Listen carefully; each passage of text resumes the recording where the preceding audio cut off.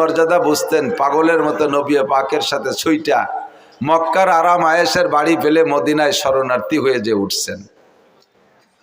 সাহাবায়ে কিরাম নেকির মর্যাদা বুঝতেন, সুখের শান্তির পছন্দের স্ত্রীকে ঘরে ফেলে রেখে ময়দানে যে গলা কাটাই দিয়ে শাহাদত বরণ করে নেকি কামাই করছেন।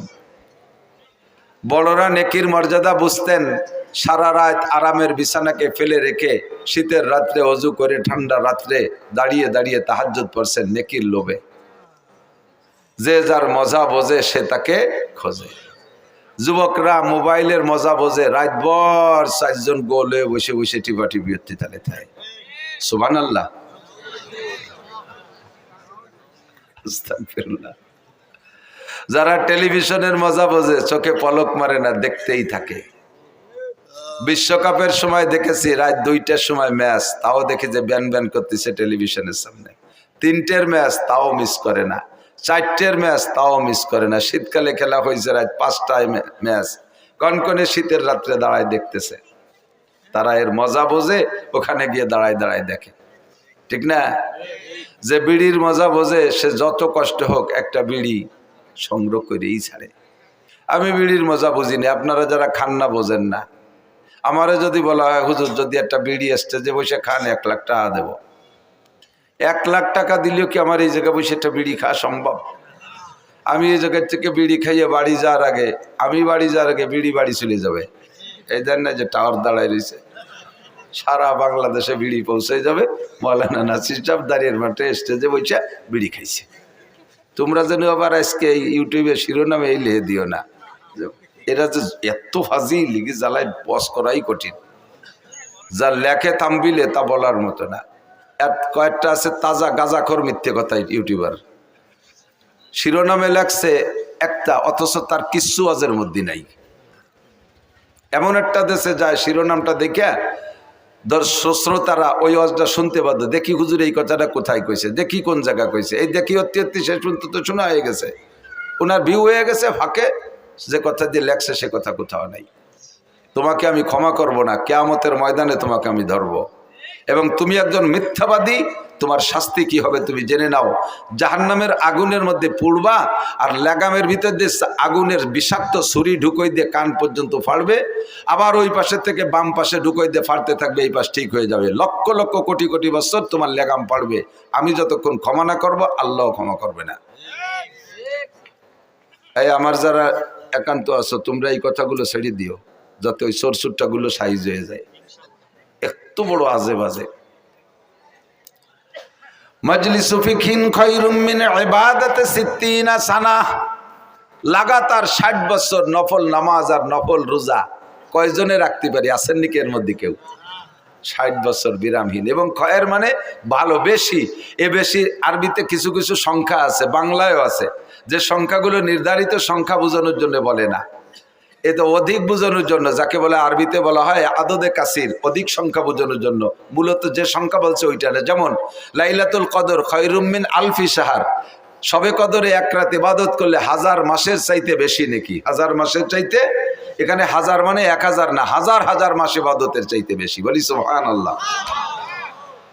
বাংলায় এরকম সংখ্যা বলে। আপনার বাড়ি মেহমান আসার কথা 5 জন, ঘটনাক্রমে মেহমান চলে এসেছে 10 জন। রিসিপশনে বসতে দিয়েছেন, ডাইনিং টেবিলে বা দস্তারখানে বসতে দিয়েছেন। ঘরের থেকে মহিলা বলতেছে তাড়াতাড়ি পুরুষকে খাওয়াই বিদায় দেন, মহিলারাও আছে তাকে খাওয়াতে হবে। আপনি একবার ঘরে যান, একবার ওই জায়গায় আসেন, একবার ঘরে যান, একবার ওই জায়গায়, জগ গিলাস থাল প্লেট কিচ্ছু আনেন না। মহিলা কাছে তাড়াতাড়ি খাওয়াই দেন, দিয়ে আমাকে ঝামেলা আছে। আরে কি কচু খাবো, 14-20 মেহমান আইছে, 14-20 মানুষ আছে। 14-20 কয়জন হয়? 280 জন না? তে জায়গা কি 14-20 কওয়া উদ্দেশ্য নাকি? তার মানে সীমা লঙ্ঘন করছে, বেশি আইছে, পরিমাণের চাইতে বেশি আছে। একে বলে আদদে কাসির। আল্লাহ পাক রব্বুল আলামিন এবং নবী আলাইহিস সালাম এরকম শব্দ সংখ্যার দিক দিয়ে ব্যবহার করেন। খায়রুম মিন ইবাদাতি 60 সানা। একটা মাসালা শুনলে শিখলে 60 বছর নফল নামাজ ও রোজার চাইতে বেশি নাকি? বলেন সুবহানাল্লাহ। আল্লাহ, আমার এই জায়গায় একটু কনফিউশন ছিল, একটু অভিযোগ ছিল যে 60 বছর নফল নামাজ আর রোজা কত বিশাল নাকি, একটা মাসালার দাম তার চেয়ে বেশি হবে কেন? এরকম কি মাসালা আছে? তো পরে খুঁজে পেলাম অবশ্যই এরকম মাসালা আছে। ভালো করে বোঝেন, কিয়ামতের ময়দানে আল্লাহর কসম, উলামায়ে কিরাম সাক্ষী, কোন পাবলিককে আল্লাহ জিজ্ঞেস করবে না তাহাজ্জুদ পড়েছো, ইশরাক পড়েছো, আওয়াবিন পড়েছো, সাহস পড়েছো, শবে বরাতে নফল নামাজ পড়েছো, শবে কদরে নফল নামাজ পড়ছো, আইয়াম বিজের নফল রোজা রাখছো, শবে বরাতের রোজা রাখছো, মুহররমের নফল রোজা রাখছো, কোন নফল ইবাদত সম্পর্কে কেউকে জিজ্ঞাসা করা হবে না, কিন্তু কিয়ামতের ময়দানে ফরজ সম্পর্কে জিজ্ঞাসিত হবেন।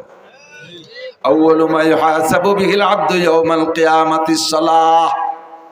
হাসরের মাঠে সর্বপ্রথম জিজ্ঞাসা হবে নামাজ সংক্রান্ত মুসলমানের কাছে। কাফেরদের কাছে কিচ্ছু জিজ্ঞাসা করা হবে না।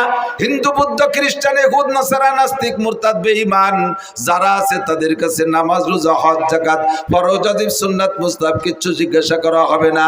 ওরা প্রথম চান্সেই ফেল হয়ে যাবে। ফি নারি জাহান্নামা খালিদিনা ফিহা আবাদা, ওরা বিনা হিসাবে জাহান্নামী।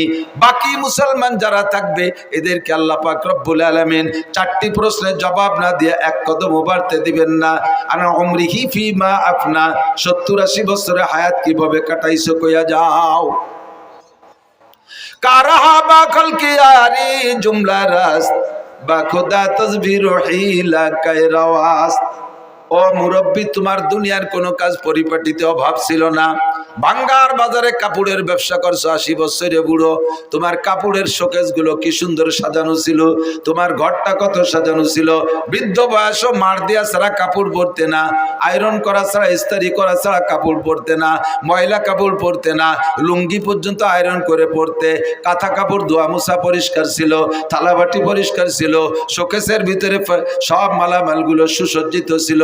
তোমার নামাজটা কেমন সজ্জিত, তোমার ফরজ ওয়াজিব সুন্নতের সাজ কেমন ছিল, কোরআনে কারীম কেমন তিলাওয়াত করতে পেরেছো। তুমি ইংলিশ পত্রিকাগুলো পড়তে, আরবি পত্রিকা পড়া শেখো নাই কেন? আরবি পত্রিকা কোরআনে কারীম, আরবি পত্রিকা হাদিসে নববী, এগুলো পড়া শেখো নাই কেন? এই সব বিষয়ে আপনাকে 70 বছরের জিন্দেগির হিসাব দেওয়া লাগবে কি লাগবে না? আজকে কি বার গেল? মঙ্গলবার। একটু একটু বোঝার জন্য বলছি আমার দিক। আজকে মঙ্গলবার গেল। গত মঙ্গলবার সকালবেলা কে কি খাইছেন সত্য কথা বললে আমার মনে হয় তাড়াতাড়ি কেউ কইতে পারবেন না। কথা কন। এক সপ্তাহ আগে মঙ্গলবারের সকালে কি খাইছি তাই মনে নাই। 70 বছরের জিন্দেগিতে লম্বা একটা পথ অতিক্রম করে চলে আসছি। কোথায় ভিড় ছিল, কোথায় খাচ্ছিল, কোথায় গর্ত ছিল, কোথায় কার সাথে ধাক্কা খাইছি কিছু আমার মনে নাই।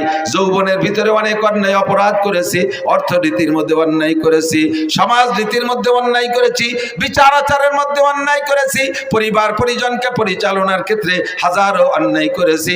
70 বছরের হিসাব কেউ দিতে পারবো না। একটা হিসাবই 70 বছরের দিতে পারবো না।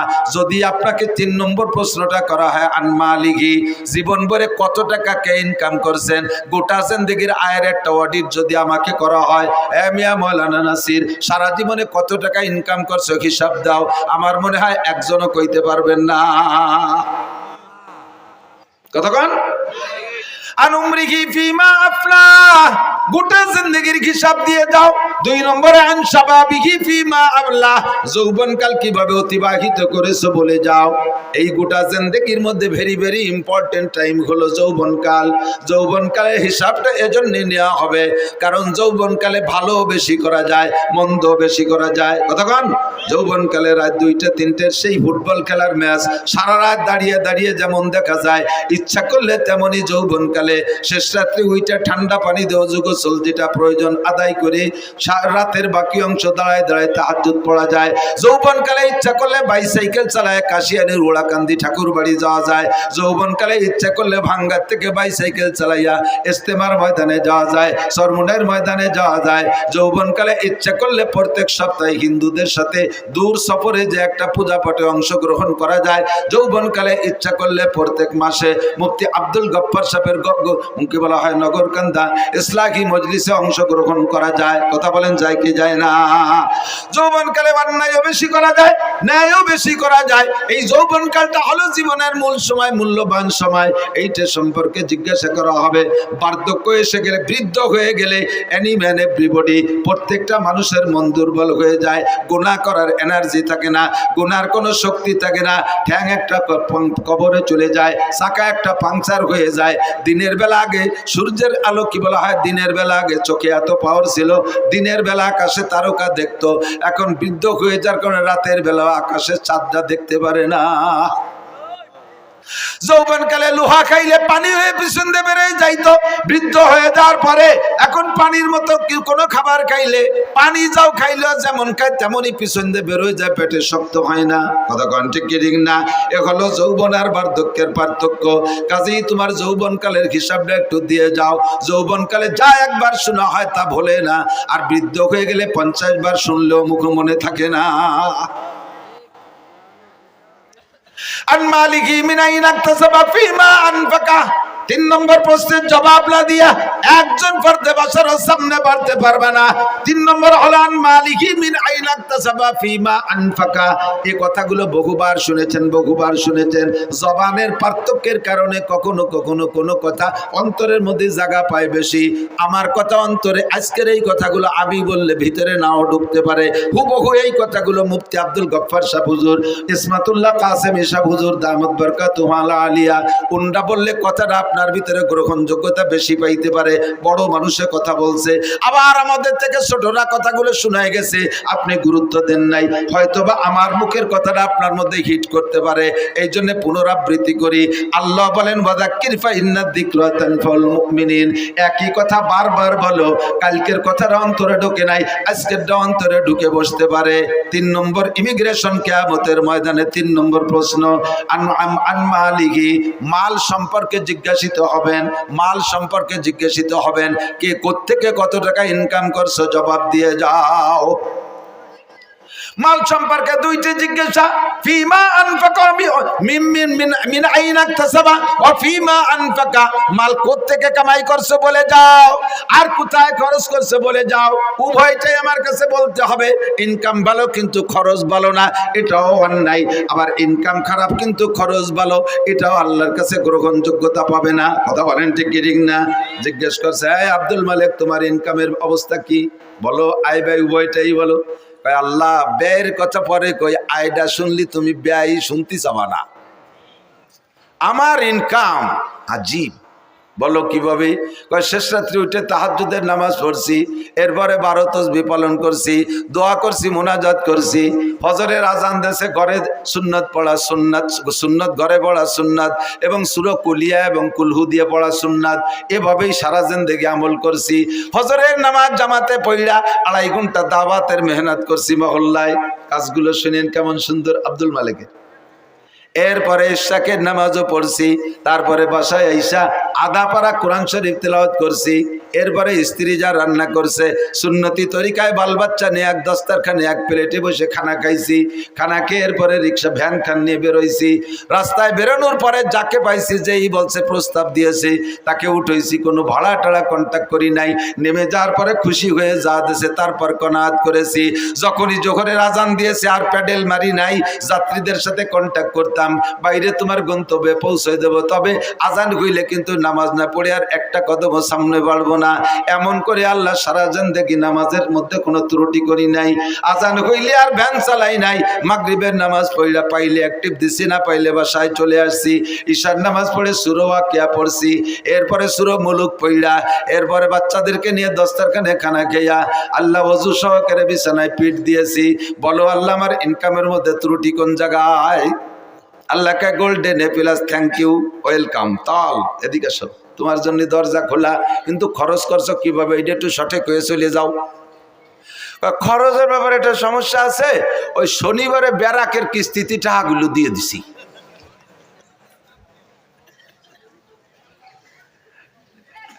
বাংলায় কয় একে পাদে আগা সারা। বাংলা বোঝেন? মাঝে মাঝে রাত তো বেশি হয়ে গেছে, একটু রস না দিলে অনেকের ঘুম এসে যায়। আমাকে ওই পাশে নড়াইল জেলার একটা থানা আছে নড়াগাতি, আর বলবো না পরিচয়, আবার এই নড়াগাতিরাই ওয়াজ শুনবেন আবার ইউটিউবে। সেদিন যে তাকে মধ্যেও কই আইছি ভাই নাই, বহু আগে ব্রিটিশ পিরিয়ডে ওই এলাকাতে প্রচুর হিন্দু মুসলমানও আছে। তো হিন্দু মুসলমান যুবকরা বিকেলবেলা ওখানে একটা জায়গা আছে, একটা স্পট, বসে বসে খোঁজ গল্প করে, এই খেলাধুলা করে, আনন্দ ফুর্তি করে। তো ফাজলেমি করে দুইজনে বাই ছাড়া ছাড়ি ফাল্লা লাগছে। একজনে একটা দেয় আর একজনে একটা দেয়, একজনে একটা দেয় আর একজনে একটা দেয়। আর আজকে তো আর আনরেডি, অপ্রস্তুত ভাবে বেশি একটা সুবিধা হতে পারে না। এখন ওই জায়গায় দুইজনের পাল্লা হয়েছে, আগামী শনিবারে এই জায়গা বাই ছাড়িয়ে পাল্লা, যে যেভাবে পারো রেডি হয়ে আসবা। এই আটে কাড়াও দেশে ডেরা পিঠে যে অমুক জায়গায় এই হবে, এ কি কোয়ার মতো জিনিস? জীবনে ঘোড়া দাবর দেখছে, আড়িয়ে নাড়ই দেখছে, কত খেলা দেখছে, কিন্তু এত আর কেউ শোনে নাই কোনোদিন। এ শুনে দর্শক হয়েছে সেই হারে, মাঠ ভরে গেছে দুইজনে দুই চেয়ারে। তো মুসলমান যেটা সে যাই প্রত্যেকেই রেডি হয়েছে যাতে গ্যাস বেশি হয় পেটে। তো মুসলমান যেটা সেটা যাইয়ে খাইছে যত আদা চাবাইনে সুলা, বাদাম এক চাবানিতে গিলে ফেলাইছে, ভালো হয়ে ফেসে খাই নেই। আর ও যেভাবে পারছে রেডি হয়েছে। আর আইসে দুইজনে দুই চেয়ারে বসা লোক তো দেখতেছে, হিন্দুটা এসে মুসলমানটার মুখির উপরে একটা মারি দিয়ে চলে গেছে। শর্ত হলে মুহি মারতে হবে। ও তিনটে মারিয়ে দিয়ে গেছে, মুসলমান একটাও মারে না। এখন প্রায় তকবির শুরু হয়ে যাবে হিন্দুর পক্ষে, জয় জয়।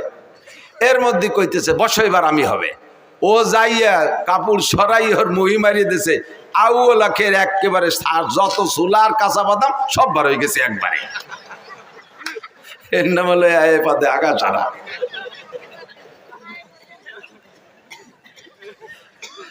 সারা জীবন বইয়া এত দরবেশে ইনকাম করছো, তাহাজ্জুদের টাকা কোনো তা ছাড়ো নাই, পায়ে গায়ের রক্ত পানি করে ইনকাম করছো, খরচ করছো কোন জায়গায় একটু কইয়ে যাও। কয় আল্লাহ গ্রামীণ ব্যাংকের কিস্তি দিছি, আশার কিস্তিতে সব। এই কথা কইস না, আশার কিস্তিতে দিছি, অমুক জায়গা সুদে দিনায় টাকাগুলো দিয়ে দিছি। আল্লাহ কয় নো টক বাটুস্কুট, কথা হবে না, পিঠে সালা বান্ধ, তেল মাখাও যাতে বাড়ি স্লিপ করে। তোমার আল্লাহ আমার ইনকাম সম্পর্কে তুমি ও জায়গা হাত দিও না, খরচটা কিভাবে আছে এটা একটু শুনে নাও। এই শুনলি তুমি আর কদিক জাতি চাবা না, কও তাই খরচই আগে কও। আল্লাহ প্রত্যেক বছর জাকাত পাই টু পাই আদায় করছি, প্রতিবেশী কত মানুষের যে ঘর বাড়ি বানায় দিছি তার ঠিক নেই, কত মানুষের মেয়ের বিয়েতে সম্পূর্ণ খরচ আমি দিয়ে দিছি। এরপরে কুরবানি দিছি হাটের সবচেয়ে বড় গরু, জাকাত তো দিয়েছি, বছরে প্রত্যেকবার এক একটা উমরা করছি, হজ করছি 5 বার। শুনিও আমার ইনকাম খরচের বিষয়। এরপরে কত মানুষে যে আমার টাকা দিয়ে তবলিগি পাঠাইছে ঠিক নাই, আর মাদ্রাসার মসজিদও আমার করে দেয়া, উত্তর বাসের বিল্ডিংও আমার করে দেয়া। লাস্টের শেষবার যখন হজে গেছি আল্লাহ, যাইয়ে দেখি যে কাবা ঘরের গিলাপ দেবে, সে জায়গাও শুনিয়া ও জায়গা 10 লাখ টাকা দিয়ে আসছি। তুমি কও আমারে কিভাবে ঠেকাবা? আল্লাহ কয় তুমি কি চাকরি করতে? কয় এই চাকরি করতাম। বেতন কত ছিল? 25,000। তা 25,000 টাকা বেতনে তুই এত তাতে টাকা বালি কোন জায়গা? তাই কয় এতটা করতে টাকা বালি কোথায়? কয় রাস্তায় দাঁড়াইতাম, ট্রাকের সাথে একটু মুসাফা টুসাফা করতাম, এইভাবে যে কোনো একটা সেল একটা ব্যবস্থা। তুমি ওদিকে হাত দিও না, দাও এই পাশ কত সুন্দর। আল্লাহ কয় পাছায় সালাবান, ধুলাই হবে শয়তান। তোর সুদিয়া টাকা, তোর ঘুষিয়া টাকা, তোর হারাম টাকা দিয়ে আমার কাবা ঘরে গিলাম দিছিস। আমার দিন তোর মতো হারাম খোরের কাছে ঠিকানা। আমার দিন আমি চালাবো। ইউরিদুনা লিউতফিউ নূরাল্লাহি বিআফওয়াহিহিম আল্লাহু মুতিম্মু নূরিহি ওয়ালাউ কারিহাল কাফিরুন। আল্লাহু আকবার। আমার ধর্মের বাতি নিবানোর জন্য কেউ চেষ্টা কম করে নাই। ইহুদ নাসারা হিন্দু বৌদ্ধ খ্রিস্টান সকলেই আমার ধর্মের বাতি নিবানোর চেষ্টা করেছে। চেরাগে রাখেই জাতবার ফরুজাত কাছে কাস্তাব জানাদের শেষ বসুজাত। ধর্মের বাতি নিবানোর বহুজনের চেষ্টা করেছে, আমার ধর্মের বাতি আমি জ্বালাইছি। আমার ধর্মের বাতি জ্বালানো বাতি তেল আমি দেই। ওই বাতিরে নিবাইতে আসলে তার দাড়ি মুখ মাথা সব পুড়ে আগুনের সরকার হয়ে যায়। আমার ধর্মের বাতি কেউ নিবাইতে পারে নাই, পারবেও না। তোর ঘুষকা টাকা দিয়ে ধর্মের বাতি জ্বালাইতে বলছে কে? তোর সুদের টাকা দিয়ে আমার ধর্মের বাতি জ্বালাইতে বলছে কে? শয়তান, তোর ইনকামের টাকা আমি চাই নাই। মিন আইনাক তাসাবা ফিমা আনফাকা। ঢাকায় গেলে রিকশা চালাইতে চালাইতে কিছুদিন পর ঢাকার প্রাণ কেন্দ্রে 10 তলা দালান। টাকাটা কোত্থেকে পাইলে একটু আমার কাছে জবাব দিয়ে যাও। 4 নম্বর প্রশ্ন, মাদা আমিলা বিমা আলিমা। ও মুসলমান, এই 2 দিন ব্যাপী মাহফিলের থেকে উলামায়ে কেরামের কাছ থেকে কম কথা শোনো নাই। জীবনে বহু মাহফিল থেকে আল্লাহ আল্লাহু আকবার। আমার মনে হয় যে কোনো একজন বক্তার সম্পূর্ণ বয়ান যদি ইউটিউবে থেকে কালেকশন করে শোনেন, তাহলে ব্যক্তি জীবন থেকে নিয়ে জন্ম থেকে নিয়ে মরণ পর্যন্ত সুন্দর একটা জীবন ব্যবস্থা ওই বয়ানের মধ্যে থেকে সংগ্রহ করতে পারেন। আমি যত বয়ান করি আমার একটা খেয়াল রাখি যে এক জায়গায় একই কথা বারবার বললে মানুষে চর্বিত চর্বণ মনে করবে, তবে সেই বয়তে যে আসল কথাগুলো বলবো না তা না, একেবারে বিবাহ শাদী থেকে নিয়ে মরণ পর্যন্ত ধারাবাহিক মানব জীবনে যেখানে যা